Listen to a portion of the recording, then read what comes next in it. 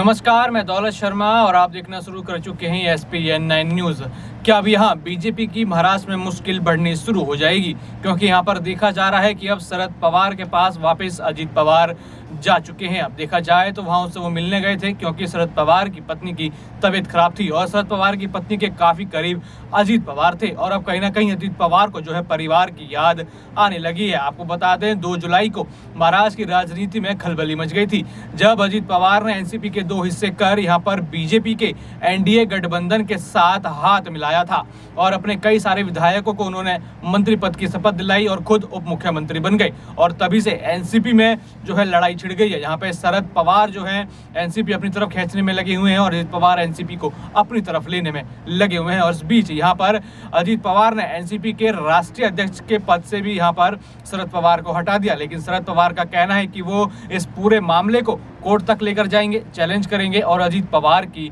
कुर्सी छीनेंगे। लेकिन यहाँ क्या देखा जा रहा है कि अजीत पवार का रुख फिर दोबारा परिवार की तरफ हो गया है। उनका कहना है कि उनकी चाची की तबीयत खराब थी और उनकी चाची इन पूरे नेताओं में काकी के नाम से मशहूर थी और सबका लगाव जो था शरद पवार की पत्नी से था और यहाँ पर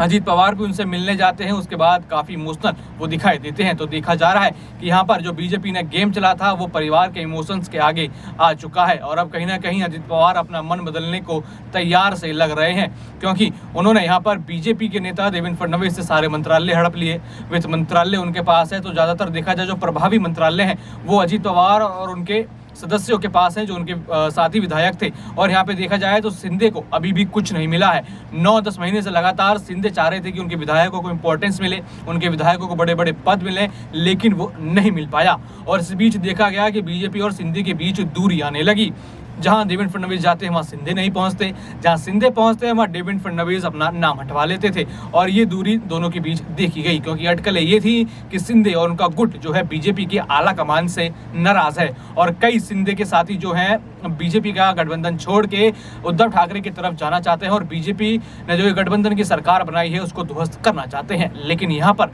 अजीत का गेम खेल कर देखा जाए तो शिंदे का मुंह बंद कर दिया गया है और अब किसी भी नेता की यहाँ प्रतिक्रिया नजर नहीं आती और अगर प्रतिक्रिया नजर आई या शिंदे के ग्रुप ने जरा भी आवाज उठाई तो यहाँ पे साफ देखा जाएगा कि शिंदे को इस पूरे ग्रुप से आउट कर दिया जाएगा और शिंदे मुख्यमंत्री नहीं रहेंगे क्योंकि देवेंद्र फडणवीस यहाँ पर लगातार चाहते हैं कि मुख्यमंत्री का पद उनको ही मिले और देवेंद्र फडणवीस ने सबसे पहले जब चुनाव खत्म हुए 105 विधायक बीजेपी के पास थे, एनसीपी का सपोर्ट उनको मिलता है, अजीत पवार आते हैं लेकिन शरद पवार जो है उनको मना लेते हैं, अजीत पवार अपना साथ छोड़ देते हैं, बीजेपी गिर जाती है और फिर उद्धव यहाँ पर सीएम बनते हैं। लेकिन कुछ ही समय बाद शिंदे बगावत करते हैं, शिवसेना के 2 हिस्से होते हैं और शिंदे मुख्यमंत्री बनते हैं। लेकिन अब कहीं ना कहीं एकनाथ शिंदे की मुख्यमंत्री वाली जो पोस्ट है वो खतरे में है क्योंकि यहाँ पर अजीत पवार अपना शिकंजा लगातार मंत्रालयों पर कसते जा रहे हैं जो कहीं ना कहीं शिंदे को खटक रहा है।